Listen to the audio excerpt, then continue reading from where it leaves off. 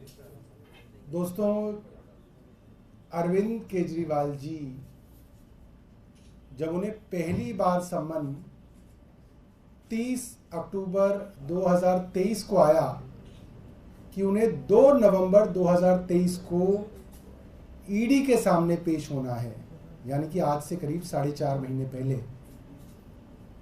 या 5 महीने हो गए अब तब से अरविंद केजरीवाल जी कुछ बातें आप लोगों के सामने कह रहे थे।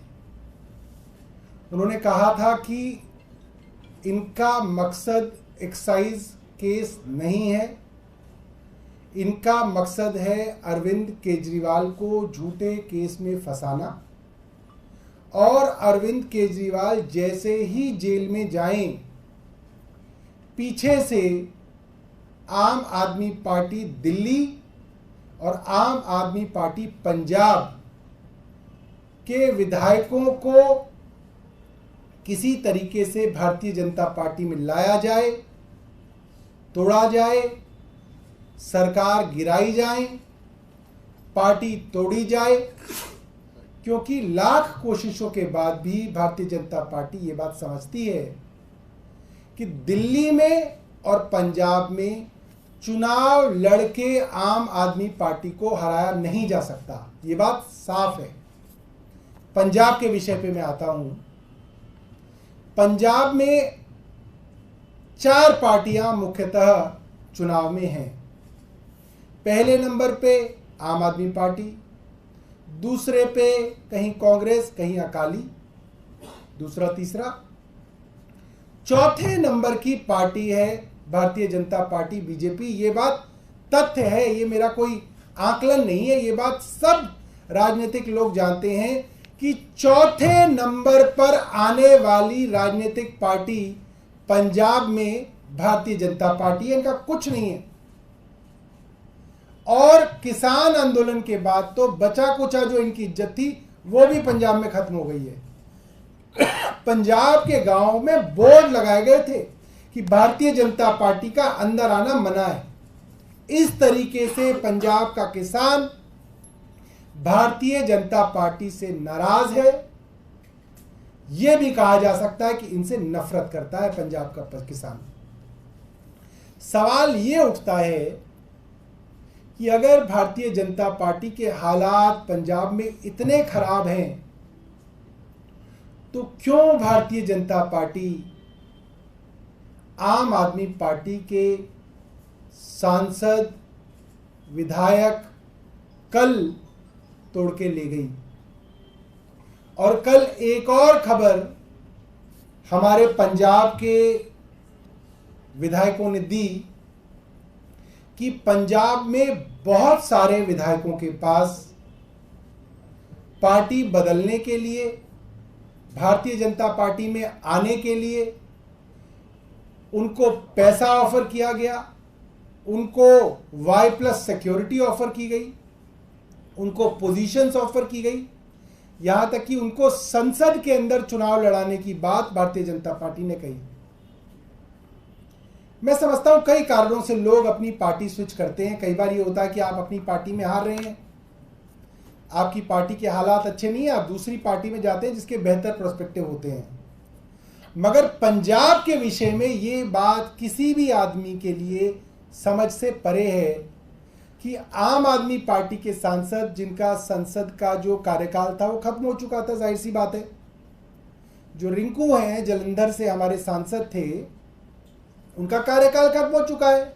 ऐसा कुछ नहीं है मॉडल कोड ऑफ कंडक्ट लग चुका है, ऐसा कुछ नहीं है कि वो अब केंद्र सरकार के अधीन आके कुछ करा सकते हैं।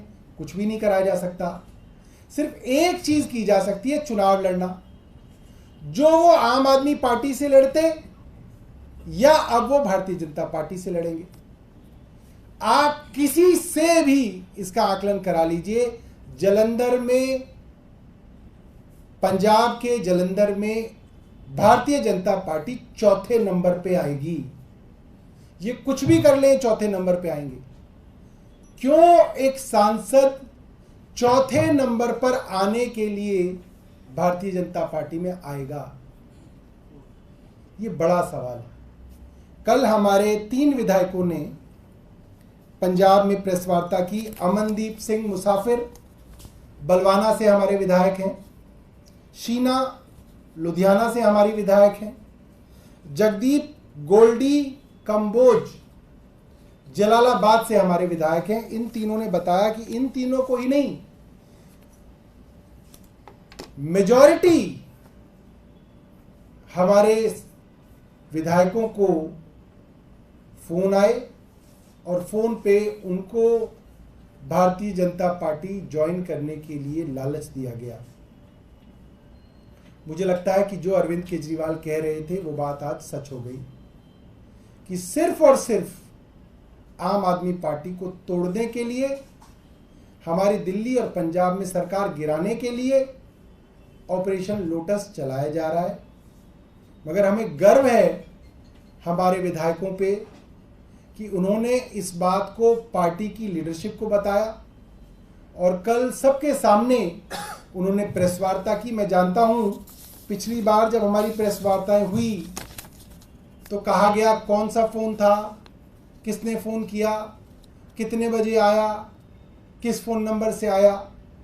तो कल हमारे विधायकों ने ये फ़ोन नंबर भी जारी किया है कि ये फ़ोन नंबर है जिससे फ़ोन आया है। इसके अलावा भी मेरी जानकारी में है कि उनके पास और भी कुछ इससे रिलेटेड जानकारियां और सबूत हैं और मैं चाहूँगा कि आप सब लोग इस नंबर को खुद भी देख लें, समझ लें। आपके पास कोई सवाल है तो बताइए। बहुत बहुत धन्यवाद। क्या आप ये आरोप लगा रहे हैं कि शीतल अंगुराल और जो गए हैं रिंकू, सुशील रिंकू, ये इसी कड़ी का हिस्सा है? देखिए, ये इन लोगों से हमारी बात नहीं हुई, मगर कोई भी पॉलिटिकल आदमी इस बात को नहीं समझ सकता कि एक जीतने वाली पार्टी का सांसद चौथे नंबर पे आने वाली पार्टी से चुनाव लड़ने के लिए क्यों भारतीय जनता पार्टी में जाएगा। सिर्फ मकसद ये है कि भारतीय जनता पार्टी को भी मालूम है कि ये नहीं जीतेंगे, भारतीय जनता पार्टी चौथे पे ही आएगी, मगर सिर्फ पार्टी के अंदर तोड़फोड़ मचाने के लिए, सरकारों को गिराने की कोशिश के लिए भारतीय जनता पार्टी ये सब कर रही है। Yes, this is what I know. No, I have not traced.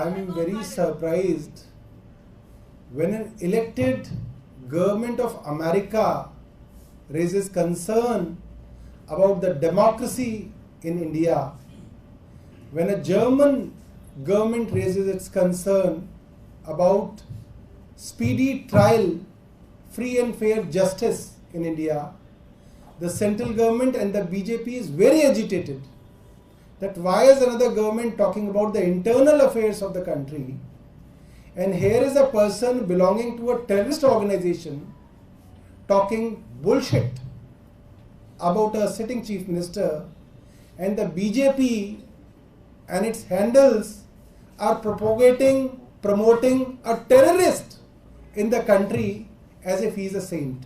This is shameful. This shows that BJP is anti-national and there is a tactic understanding between BJP and such elements. ये बहुत शर्म की और दुर्भाग्य की बात है कि जब चुनी हुई सरकारें, अमेरिका की चुनी हुई सरकार और जर्मनी की चुनी हुई सरकार भारत के अंदर हो रहे लोकतांत्रिक व्यवस्था के अंदर उथल-पुथल के ऊपर सवाल उठाते हैं और कहते हैं कि अरविंद केजरीवाल को न्याय मिले और जल्द न्याय मिले, तो इस पे भारतीय जनता पार्टी और भारत की केंद्र सरकार को आपत्ति होती है। इनके पेट में दर्द हो जाता है कि बाहर की सरकार हमारे देश के बारे में कैसे कुछ कह सकती है। मगर जब एक उग्रवादी संगठन से जुड़ा हुआ आदमी इस तरीके का घटिया संदेश एक चुने हुए मुख्यमंत्री के विषय में देता है तो भारतीय जनता पार्टी के हैंडल्स, भारतीय जनता पार्टी के ट्रोल इसको ऐसे देश के अंदर चलाते हैं जैसे किसी साधु संत ने कोई ब्रह्म वाक्य कहा है। ये बहुत शर्म की बात है और ये दिखाता है कि भारतीय जनता पार्टी की साठगांठ इस तरीके के देश विरोधी एलिमेंट्स के साथ है। सौरभ जी, जैसे आप लोग कह रहे हैं कि जेल से सरकार चलेगी, एलजी साहब कह रहे हैं नहीं, जेल से नहीं चलेगी सरकार। अरे एलजी साहब तो कह रहे हैं ना जेल से चलेगी ना बाहर चलेगी, सरकार चलेगी ही नहीं। एलजी साहब तो ये कह रहे हैं, उनके कहने से कोई ना चलेगी। सर, हाईकोर्ट में भी एक जनहित याचिका लगाई गई है जिसमें ये कहा गया है कि इस तरीके से सरकार चलानी नहीं चाहिए, परेशानी होगी। देखिए, ये सभी लोग भारतीय जनता पार्टी के प्रॉक्सी हैं। इसको प्रॉक्सी लिटिगेशन कहा जाता है कि जब आप खुद सरकार गिराने की हिम्मत और नैतिक साहस नहीं रख सकते हैं, क्योंकि जो अरविंद केजरीवाल कर रहे हैं वो नीतिगत है, वो कानूनी ठीक है, वो संविधान उसके अंदर कोई कमी नहीं निकालता है, तो इस तरीके की प्रॉक्सी लिटिगेशन कोर्ट में लाई जाती है ताकि कोर्ट का सहारा लेके इस सरकार को अस्थिर करने की कोशिश करे। मैं चाहूंगा कि कोर्ट भी इस तरीके की चीजों को समझे। अक्सर कोर्ट इस तरीके की चीजों को समझ के टिप्पणियां करते हैं। और कोई सवाल? सर, ये खबर आई थी कि गोवा से कुछ नेताओं को पूछताछ के लिए समन जारी किया है आपके नेताओं को। देखिए, मैंने भी टीवी पे ही फ्लैश सुना है, मेरे को बहुत ज़्यादा कोई व्यक्तिगत जानकारी नहीं है इस विषय में।